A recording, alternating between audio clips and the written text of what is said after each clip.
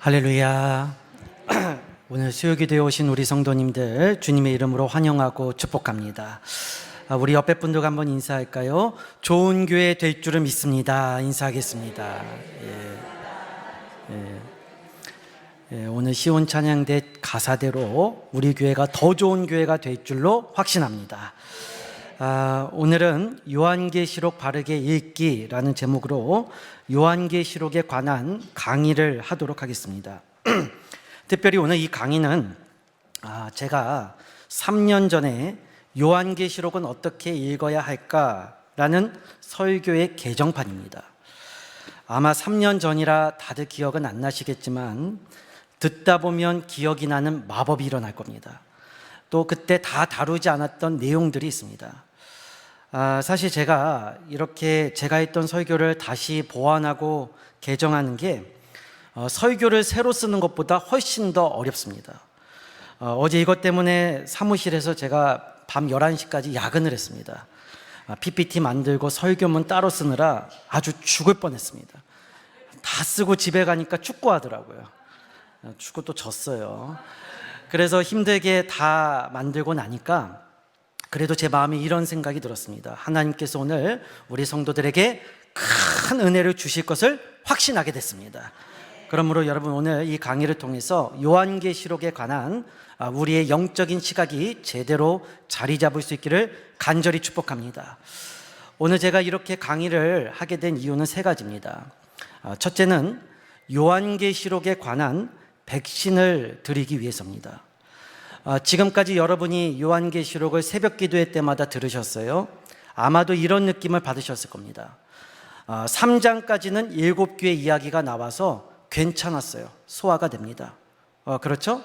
근데 4장에서부터는 갑자기 천상의 예배가 시작이 되더니 5장부터는 7인, 7나팔, 7대접의 이야기가 나오면서 체하는 듯한 느낌을 받으셨을 겁니다. 그러다가 내일 모레쯤 19장, 22장 마지막에 가서는 우주에 붕붕 떠 있는 느낌을 받으실 겁니다. 여러분 그게 당연한 반응입니다. 정상이에요. 왜냐하면 우리가 지금까지 이 성경을 이렇게 어렵게 읽고 받아들인 적이 없기 때문입니다. 이제 조금 있다가 뒤에서 자세히 말씀드리겠지만 이 요한계시록은 다른 성경과는 조금 다르게 읽어야 하는 특수성이 있습니다.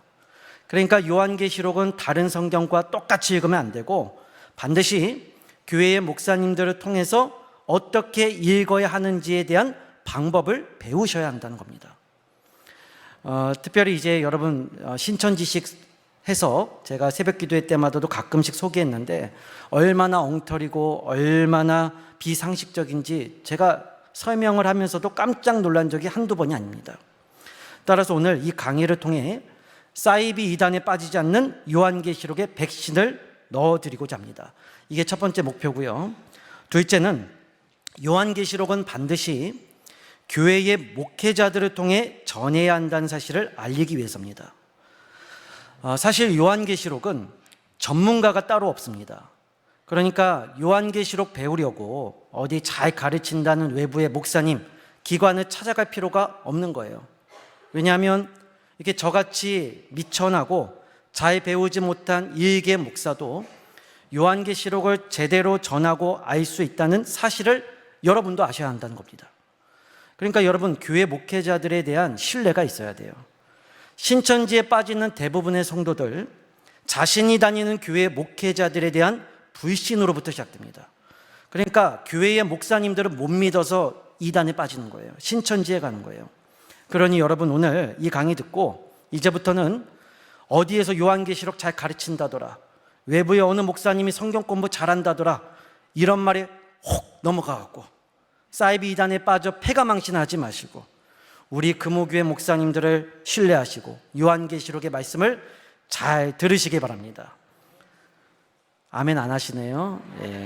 제가 이런 말씀까지 안 드리려고 했는데 여러분 이래봬도 우리 담임 목사님 포함해서 우리 부목사님들 다 신학교 박사까지 하신 분들입니다. 너무 가까이서 보니까 알아보지를 못하시는 것 같아요. 그러니 여러분, 우리 목사님들의 말씀만 들어도 누구든지 요한계시록을 잘 아는 신앙인이 될 수 있다라는 겁니다. 자, 마지막 이 강의의 목적입니다. 요한계시록이 얼마나 재밌고 은혜로운 성경인지를 알리기 위한 목적입니다. 아마 오늘 이 강의를 듣고 나시면 이 요한계시록이 굉장히 재밌고 또 은혜롭게 느껴지실 겁니다. 그러므로 오늘 이 강의를 통해서 여기 계신 모든 성도님들 다 요한계시록에 대한 영적인 눈이 깊어지고 넓어질 수 있기를 간절히 축복합니다. 자, 그럼 이제 본격적으로 우리 요한계시록이 어떤 성경인지를 한번 살펴보겠습니다. 자, 제가 먼저 여러분께 질문하겠습니다. 요한계시록은 어떤 성경일까요? 아마 많은 분들이 무섭고 알 수 없는 책이라고 생각을 할 것 같습니다. 정말 그러세요? 요한계시록은 무서운 책이다, 알 수 없는 책이다. 과연 정말 그런가? 사실 요한계시록이 이거 안 넘어가네요, 갑자기. 예, 됐습니다. 예, 사실 이 요한계시록이 이렇게 된 데에는 이단들의 역할이 큽니다. 이단들이 요한계시록에 만들어 놓은 덫이 있는데 세 가지예요. 하나는 미래에 관한 예언의 성경이다. 그러니까 함부로 읽어서는 안 된다라는 것이고요. 또 하나는 이단들만 가르칠 수 있는 성경이다. 제가 아까 이야기했어요. 교회에서 목사님들은 무식해서 못 가르친다. 이렇게 덫을 만든 겁니다.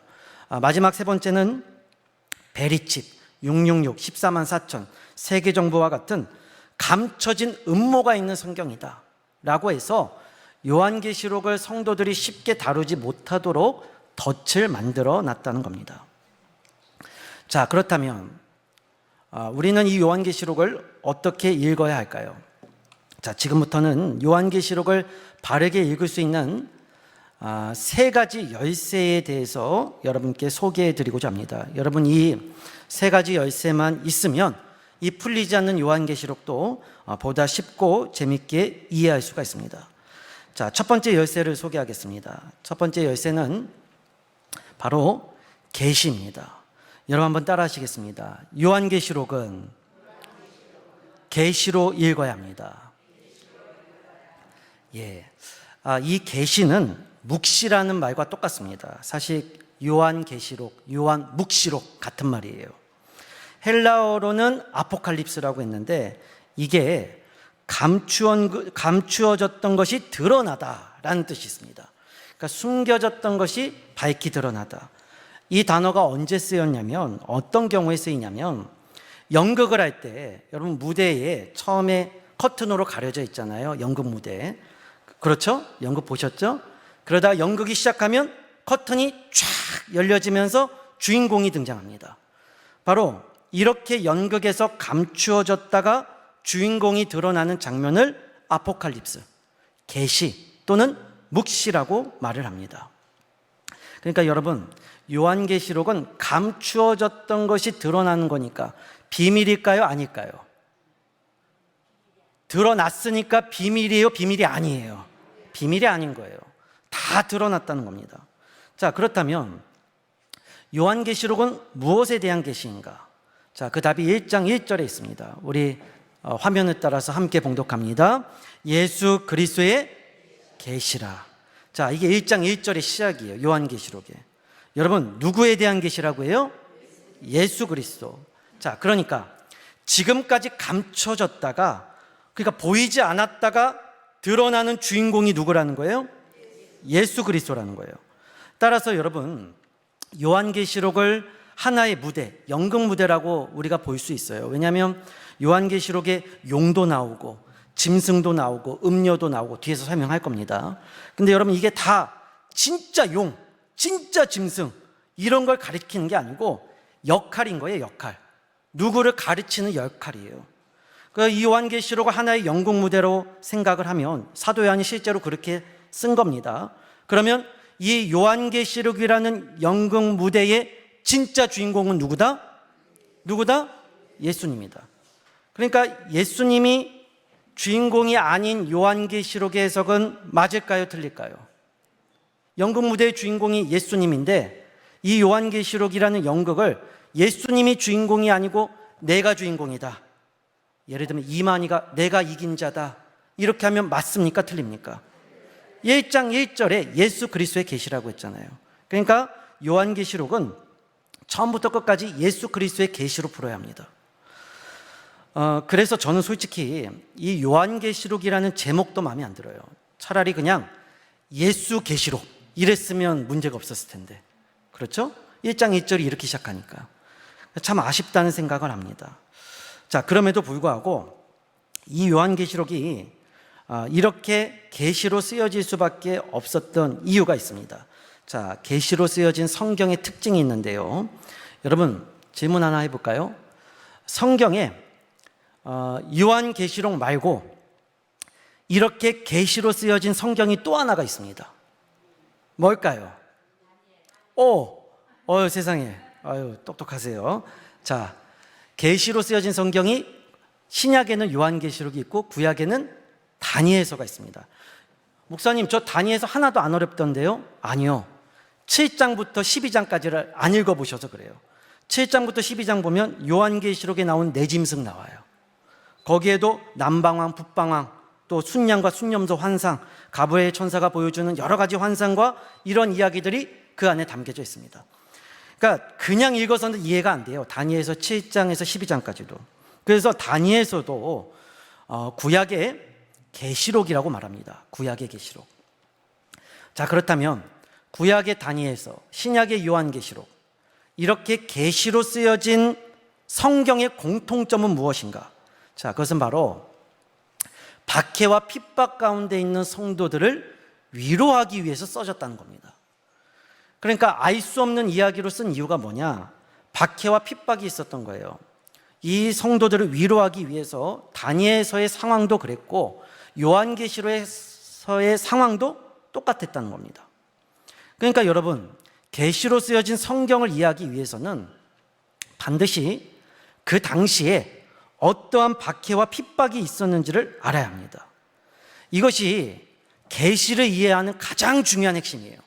그냥 읽어갖고 안 되고 요한계시록이 쓰여던 시대적인 배경이 어땠는가, 이 당시에 어떤 박해가 있었지, 어떤 핍박이 있었지, 성도들의 삶이 어떠했지를 알아야 한다는 겁니다.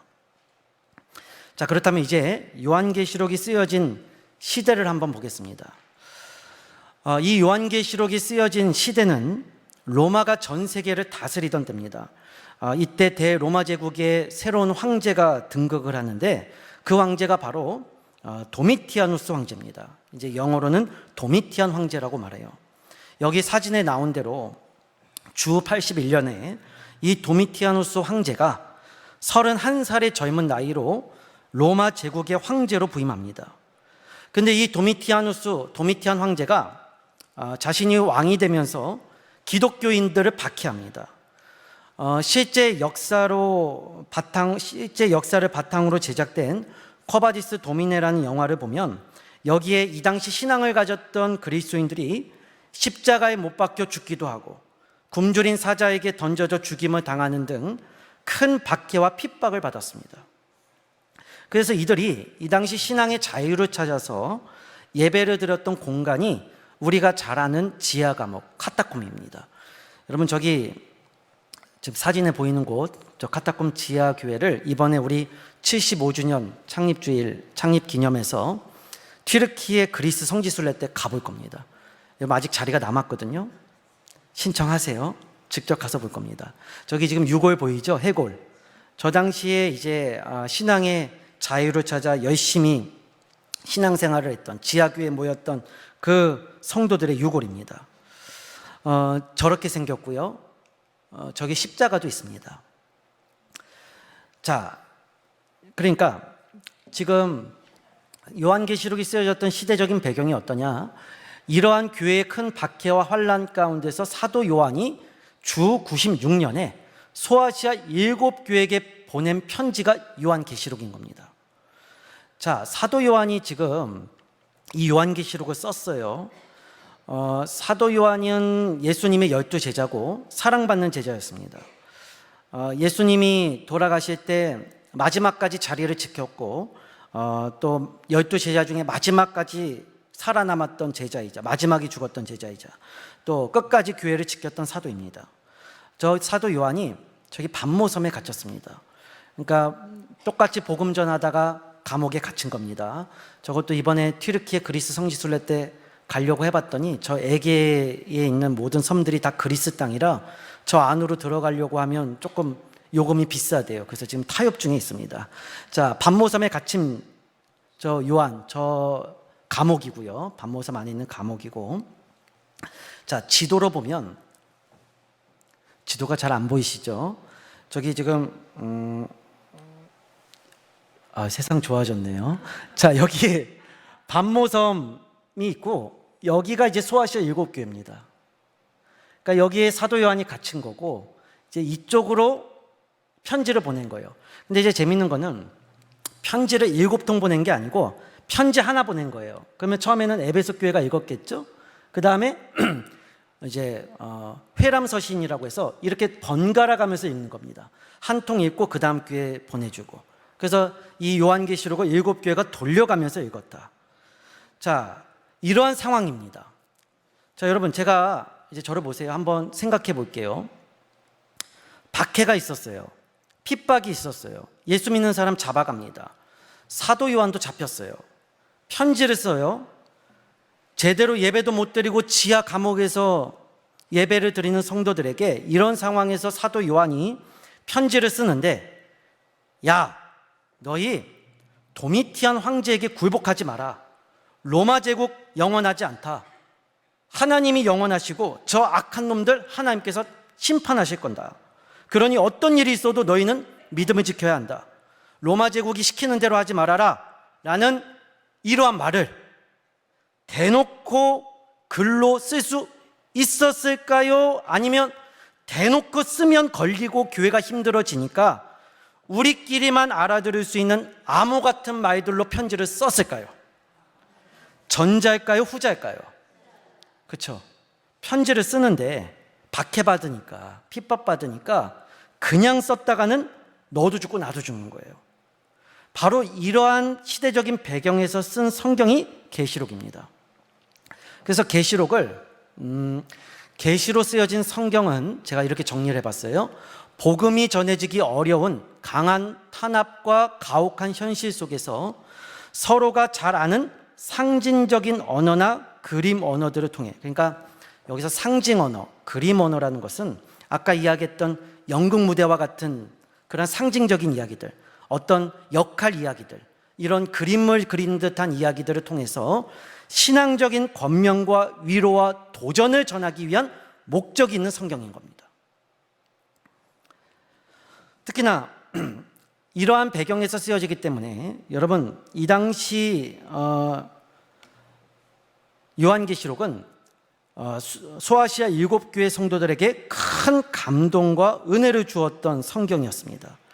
왜냐하면 이 당시 수많은 성도들이 죽었어요. 정신적인 지주였던 사도 요한도 감옥에 갇혔어요.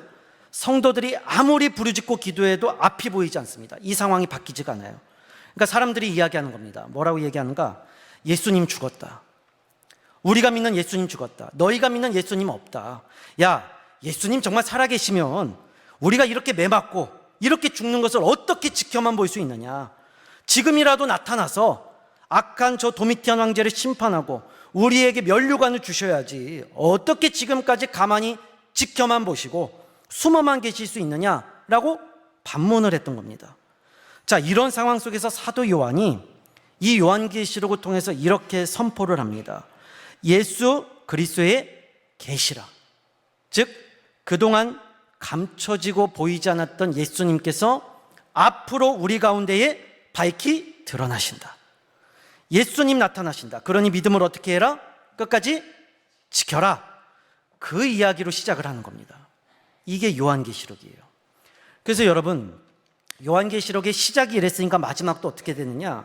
마지막에 보면요, 나타나시는 예수님으로 시작해서 다시 오시는 예수님으로 끝납니다. 우리 요한계시록 22장 20절 말씀 우리 함께 봉독합니다. 이것들을 증언하신 이가 이르시되 내가 진실로 속히 오리라 하시거늘 아멘. 주 예수여 오시옵소서. 21절 주 예수의 은혜가 모든 자들에게 있을지어다. 아멘. 자, 자, 요한계시록은 뭘로 시작해서 뭘로 끝나느냐? 예수 그리스도의 계시로 시작해서 예수 그리스도의 오심으로 끝나요. 예수님 오신다, 나타나신다. 그러니까 예수님, 요한계시록에서 주인공은 처음부터 끝까지 예수님이에요. 지금까지 감춰졌던 예수님이 소아시아 7교회 성도들에게 말씀을 통해 나타나 이들을 위로하고 천국에 대한 소망과 믿음을 주신다. 바로 이것이 요한계시록을 읽는 첫 번째 열쇠, 예수 그리스도의 계시로 읽는 것입니다. 자, 그러므로 첫 번째 메시지는 이것이죠. 함께 하시겠습니다. 예수님께서 역사의 주인공으로 나타나신다. 자, 지금 요한계시록이 주는 첫 번째 메시지. 지금 역사의 주인공은 누구냐? 사람들은 도미티안 황제라고 말하는 거예요. 그런데 요한계시록의 사도 요한이 말하는 거예요. 진짜 주인공은 따로 있다. 지금까지 감춰졌다가 앞으로 드러나실 분인데 그분은 바로 예수님이다. 그러니 우리가 믿어야 될 분은 누구냐? 예수님이다. 지금 이제 그 얘기를 우리 요한계시록을 통해서 첫 번째로 이야기를 하고 있는 것입니다. 자, 두 번째 열쇠를 한번 보겠습니다. 두 번째 열쇠는 요한계시록을 푸는 두 번째 열쇠, 바로 로마 제국의 멸망입니다. 여러분 한번 따라 하시겠습니다. 로마 제국의 멸망. 자, 우리 자막에 나온 구절 우리 한번 읽어보도록 하겠습니다. 자, 구절이 보이세요? 자, 요한계시록 1장 1절, 그 다음에 3절, 그 다음에 19절 말씀입니다. 우리 함께 읽습니다. 예수 그리스도의 계시라, 이는 하나님이 그에게 주사 반드시 속히 일어날 일들을 그 종들에게 보이시려고 그의 천사를 그 종 요한에게 보내어 알게 하신 것이라. 이 예언의 말씀을 읽는 자와 듣는 자와 그 가운데 기록한 것을 지키는 자는 복이 있나니, 그러므로 내가 본 것과 지금 있는 일과 장차 될 일을 기록하라. 자, 여러분 여기 빨간색 글씨로 된 부분들을 한번 보세요. 반드시 속히 일어날 일, 때가 가까이 왔다. 네가 본 것과 지금 있는 일과 장차 될 일. 이 말들의 공통점이 뭔가? 지금 뭔가가 이루어질 거라는 거예요. 지금 뭔가. 그러니까 여기서 일어날 일들은 아주 먼 미래가 아니고 곧 가까이 올 미래를 의미합니다. 그러니까 이 당시 소아시아 7교회가 처했던 상황에서 뭔가가 반드시 일어난다는 거예요. 지금 어떤 일이 일어난다. 자, 이 반드시 속히 일어날 일이 무엇인가? 자, 이것이 중요합니다. 자, 요한계시록 17장 1절에서 16절에 보면 이 당시 반드시 속히 일어날 일들에 대한 이야기를 합니다. 자, 그런데 여기 빨간색 글씨로 빨간색 글씨만 한번 읽어볼게요. 물 위에 앉은 큰 음녀, 또 이 여자가 성도들의 피와 예수의 증인들의 피에 취했다. 또 7머리는 여자가 앉은 7산이다 라는 말을 합니다. 자, 여러분 이게 요한계시록에서 말하는 반드시 속히 일어날 일들이에요. 물 위에 앉은 큰 음녀, 여자가 성도들의 피와 예수의 증인들의 피에 취했다. 7머리는 여자가 앉은 7개의 산이다. 자, 이게 뭔가? 자, 여러분 이 당시 로마 제국이 사용했던 동전이 있습니다. 그러니까 로마 제국 시대 때 이제 통용했던 동전이 저기 지금 베스파시아누스 황제 때 만들어진 세스테르티우스라는 동전입니다. 이 동전이 소아시아 7교회 성도들이 살던 당시에 통용이 됐습니다. 그러니까 이 동전을 소아시아 7교회 성도들도 다 썼던 거예요. 근데 여러분 이 동전의 양면인데 오른쪽을 보시면, 이 오른쪽에 동전 한번 유심히 보세요. 가운데 영어로 로마라고 되어 있어요. 로마, ROMA, 로마라고 되어 있고, 저 가운데 지금 여자가 있어요. 여자입니다. 저게 로마라는 여신입니다. 그러니까 로마 제국이, 그러니까 로마라는 이름의 뜻은 여신의 이름이에요. 그러니까 로마라는 나라의 이름은 여신의 이름을 따왔다라는 것이죠. 자, 그런데 여러분 이 로마 시대 때 쓰였던 이 로마 여신이 있는 동전이 요한계시록과 어떤 관계가 있는가? 자, 우리 17장 6절의 말씀, 자, 한번 보이시나요? 예, 한번 읽어보겠습니다. 또 내가 보매 이 여자가 성도들의 피와 예수의 증인들의 피에 취한지라.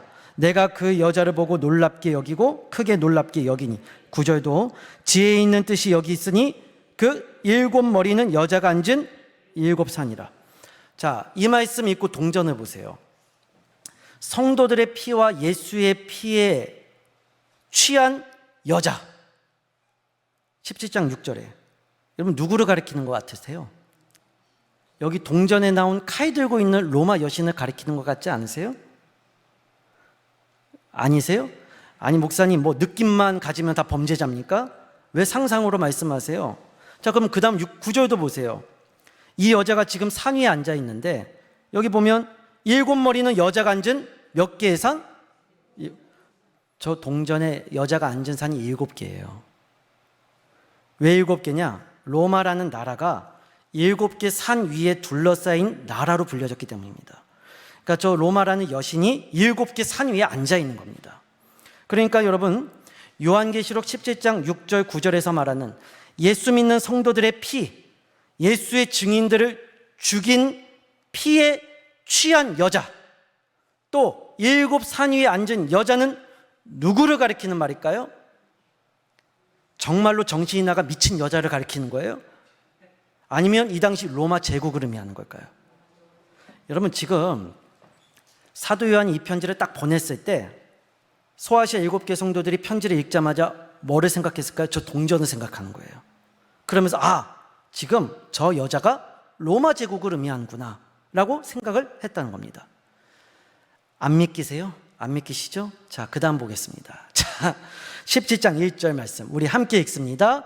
또 7 대접을 가진 7 천사 중 하나가 와서 내게 말하여 이르되 이리로 오라. 많은 무리에 앉은 큰 음녀가 받을 심판을 내게 보이리라.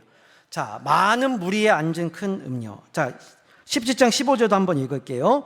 또 천사가 내게 말하되 내가 본 바 음녀가 앉아있는 물은 백성과 무리와 열국과 방언들이니라.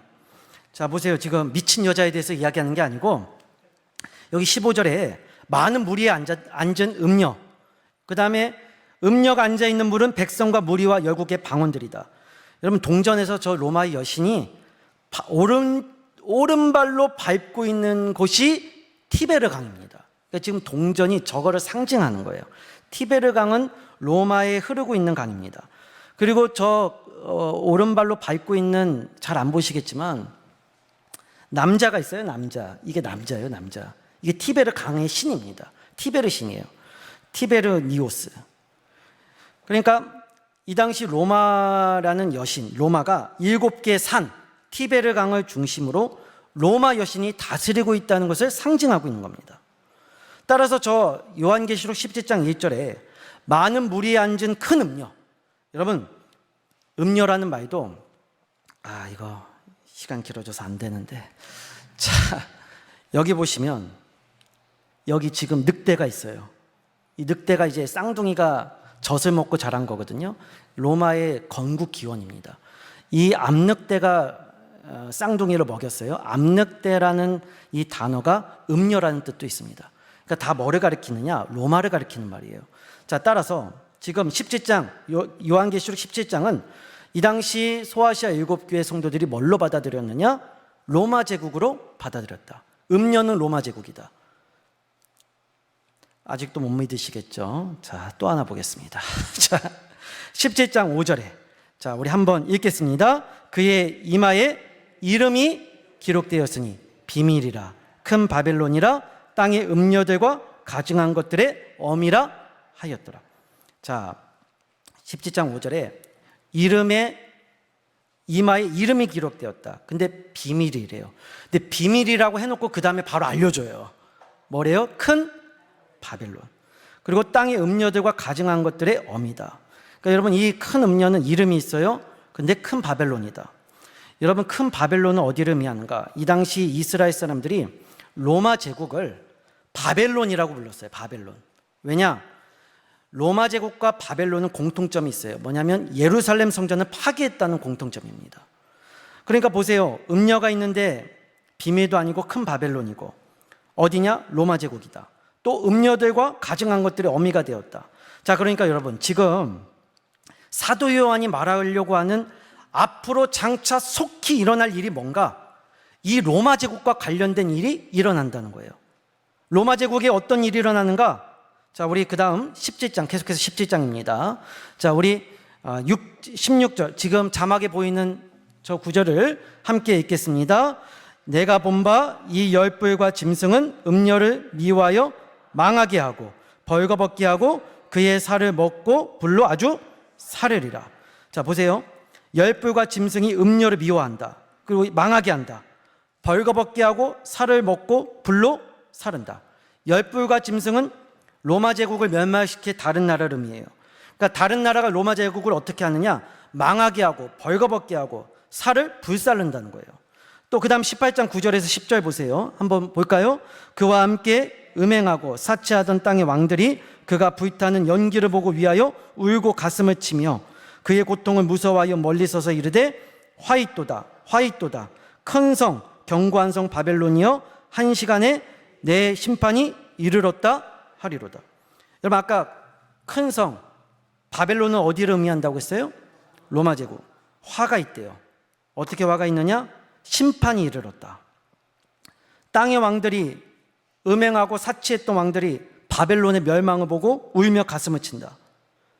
지금 로마 제국에 심판이 있다라는 거죠.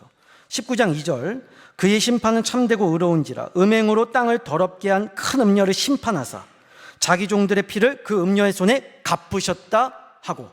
자, 여러분, 아까 이 여자가 성도의 피에 취해 있었잖아요. 칼 들고. 근데 그거를, 그 성도의 죽었던 피를 누가 갚으셨느냐? 19장은 어린 양 예수님 참가예요. 누가 갚아주셨다? 예수님이 갚아주셨다. 자, 그러니까 여러분, 지금 요한계시록이 말하는 반드시 속히 일어날 일이 뭐냐? 오늘날 2024년에 일어날 무슨 베리칩이니 사람 뇌에 칩을 심는다느니 바코드니 세계정부니 이런 게 아니라 이 당시 가장 막강하고 힘있던 큰 음녀 로마 제국이 반드시 뭐하게 된다?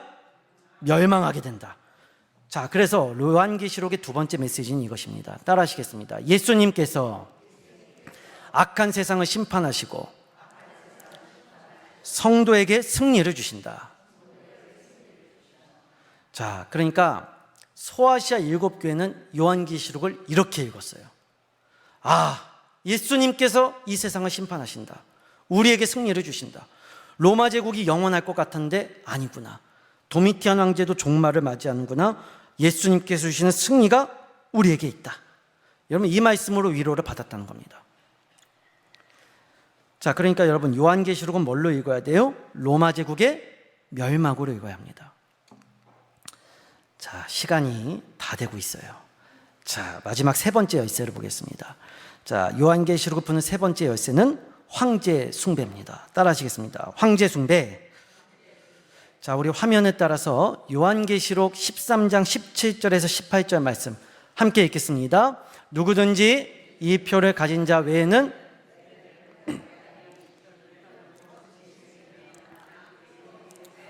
지혜가 여기 있으니 총명한 자는 그 짐승의 수를 세어보라. 그것은 사람의 수니 그의 수는 666이니라. 자, 짐승이 나오죠. 근데 그냥 짐승이 아니고 여기 보면 짐승의 이름, 짐승의 이름의 수, 짐승의 수를 세어보라. 사람의 수니 666이라 라고 말합니다. 자, 여러분, 이게 뭘까요? 666, 666. 근데 여러분 보셔야 될 게 그냥 666이 아니고 그 이름, 짐승의 이름의 수예요. 이름의 수. 자, 여러분, 이게 뭐냐면, 자, 여기 이 당시 이스라엘 사람들이 즐겨 쓰던 놀이가 있어요. 이름의 숫자 놀이라고 해서 저기 화면에 보이는 것이 지금 이 당시 또 지금 이스라엘 사람들이 쓰는 히브리어 단어입니다. 히브리어 단어. 근데 여러분, 우리는 숫자를 쓸 때 1, 2, 3, 4, 5, 6, 7, 8, 9 이렇게 쓰잖아요. 아라비아 숫자 쓰잖아요. 아라비아 숫자. 그렇죠? 1 하면 이렇게 하고 5 하면 이렇게 아라비아 숫자를 쓰는데 이스라엘은 아라비아 숫자가 없어요. 그럼 숫자를 어떻게 계산하느냐? 저기 히브리어 단어들마다 각 단어들마다 수개점이 있습니다. 수개념. 그러니까 우리로 치면 아라비아 숫자 없이 한글 단어 하나하나에 수가 들어가는 거예요. 예를 들면 자, 기억이라는 단어는 1이라는 수가 담겨 있다고 하고 모음 안은 숫자 2가 있다고 합시다. 그러면 기억과 아가 만나면 합치면 수가 뭐가 돼요? 1과 2니까 3. 어렵지 않죠?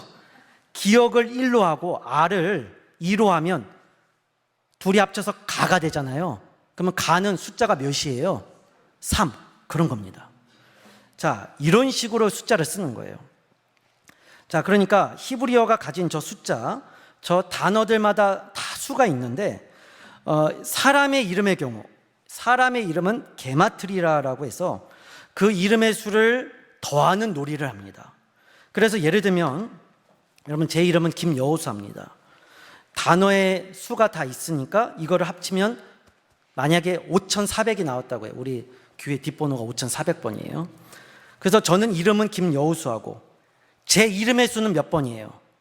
제 이름의 수는 5,400이 되는 거예요. 이해가 되셨죠? 자, 그러면 여기서 말하는 666, 이거 사람의 이름의 수거든요. 누구의 이름의 수일까요? 이게 중요한 거예요. 666이 무슨 사탄이 마귀니 그거 아니고 베리칩이 이거 아니고 요한계시록이 말하는 666이 누구의 이름의 수냐는 거예요. 자, 여기 보면 이 당시 유명했던 로마 황제의 이름이 카이사르 네로라는 황제가 있어요. 저 카이사르 네로, 히브리어로 저렇게 쓰면 저 문양이 나오는데 이름의 수가 정확하게 666이에요.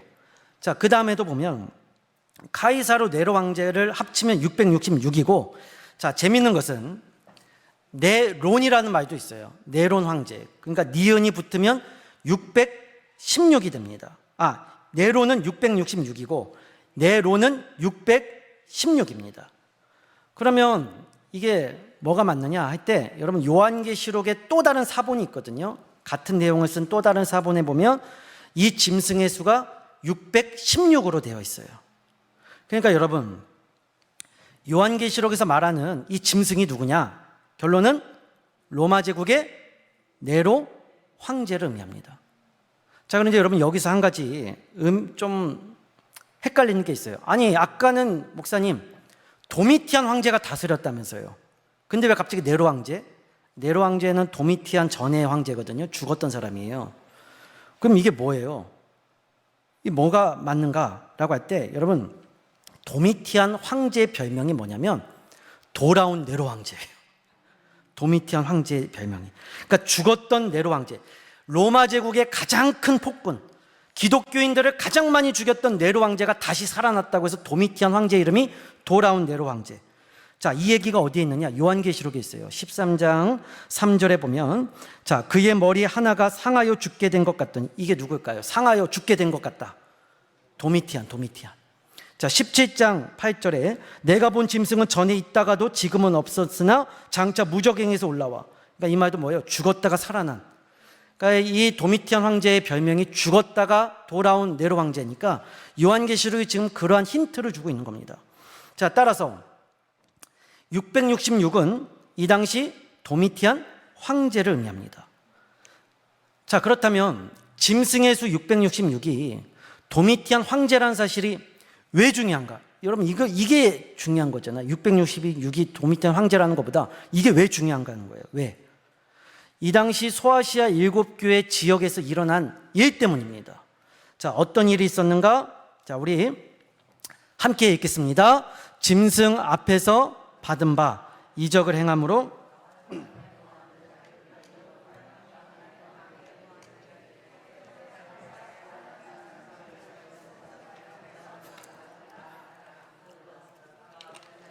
자, 끝까지 읽으세요.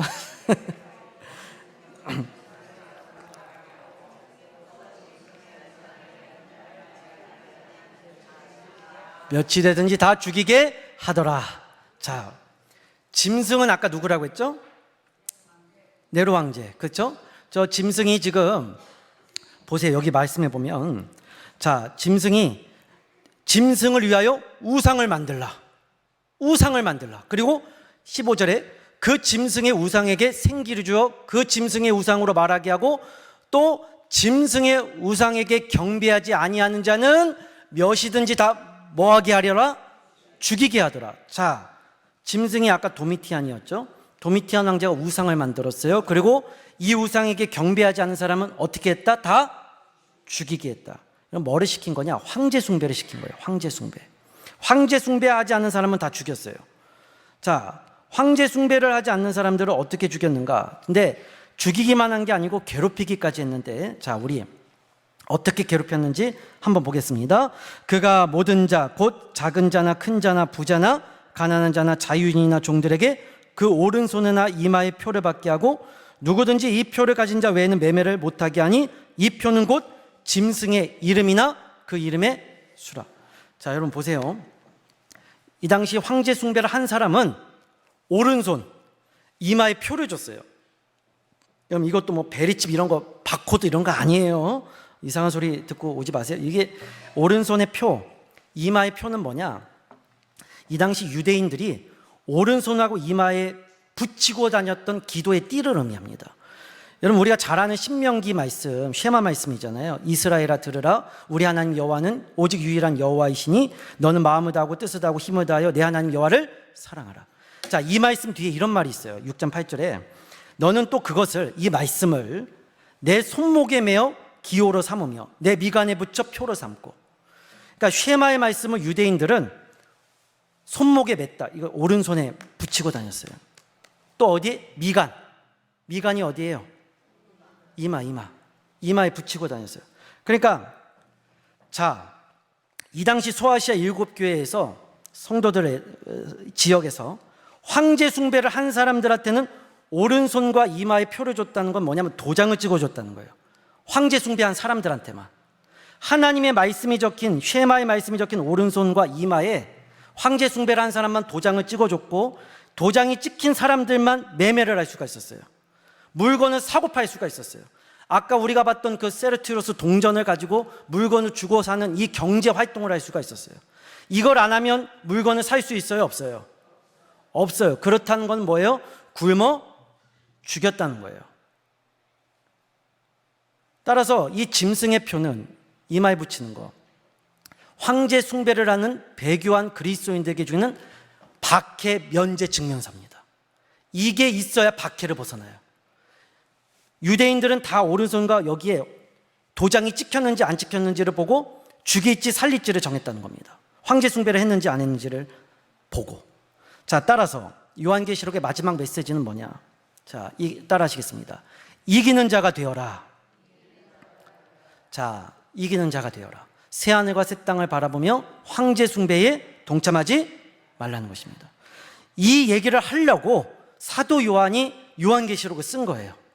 다른 얘기하려고 쓴 게 아니고 이 얘기하려고. 그래서 여러분, 요한계시록을 쓴 이 사도 요한이 편지를 7교회에게 보냈잖아요. 다 똑같은 말 합니다. 뭐라고 하느냐? 귀 있는 자는 성령이 교회들에게 하시는 말씀을 들으라. 자, 어떤 말 하는지 보세요. 끝에 다 똑같은 말 합니다. 에베소 교회는 생명나무 열매를 주겠다. 또 서문학교에 둘째 사망의 해를 받지 않는다. 버가모 만나를 주고 새 이름이 기록된 돌을 준다. 두아디아 새벽별을 준다. 사대교회 생명책에서 이름을 지우지 않는다. 빌라델피아 교회 하나님의 성전 기둥이 되게 하겠다. 라오디아 교회 내 보좌에 너희를 앉히겠다. 여러분 이게 다 뭐냐? 새하늘 새 땅 바라보고 하나님 나라 바라보고 지금 이 땅에서 행하는 황제 숭배 동참하지 말고 끝까지 이기는 자는 이 생명의 면류관을 주겠다는 거예요.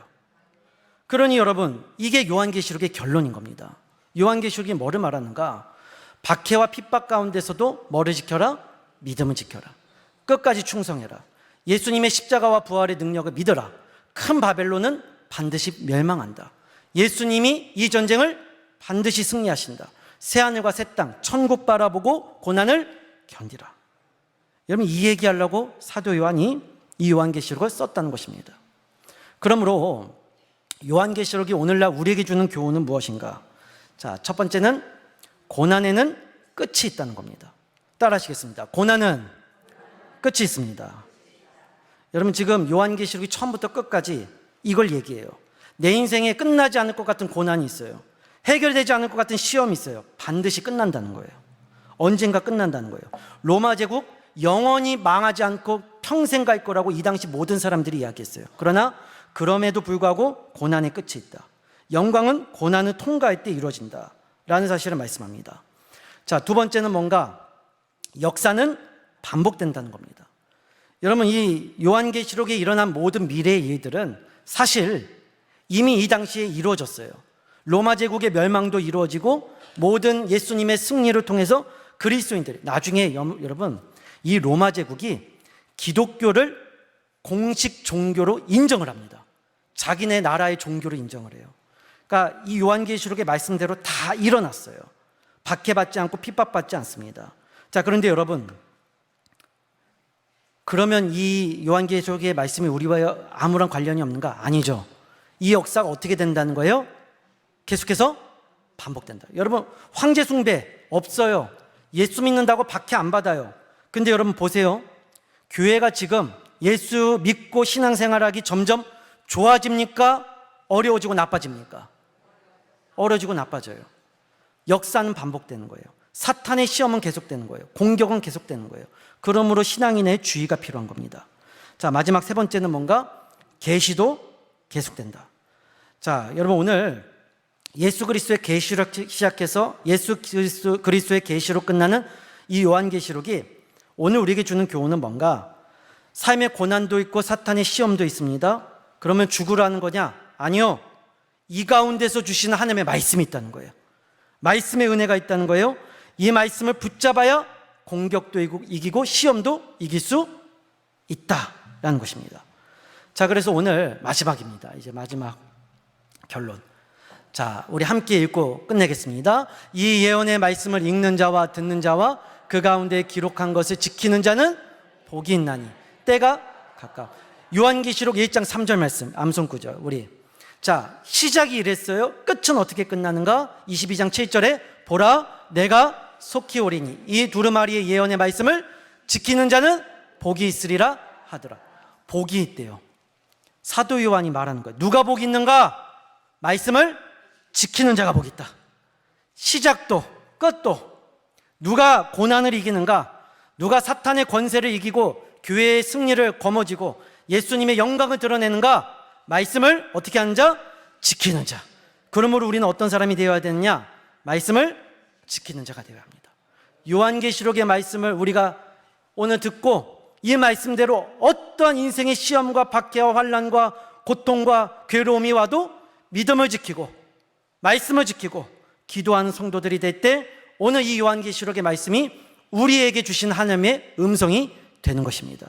그러므로 사랑하는 여러분, 오늘 이 요한계시록 바르게 읽기를 통해 여러분의 마음에 어떠한 삶의 역경과 고난 앞에서도 끝까지 새하늘 새 땅을 바라보며 믿음으로 말씀을 붙잡고 끝까지 승리하며 나아가는 최후의 면류관을 거머쥐는 여러분 모두가 다 될 수 있기를 사랑하는 주 예수 그리스도의 이름으로 간절히 축원합니다. 기도하겠습니다. 사랑과 은혜의 하나님 감사합니다. 오늘 요한계시록을 통해 힘들고 어려운 인생 가운데 우리를 위해 일하시는 분이 누구이신지를 알게 해주셔서 감사합니다.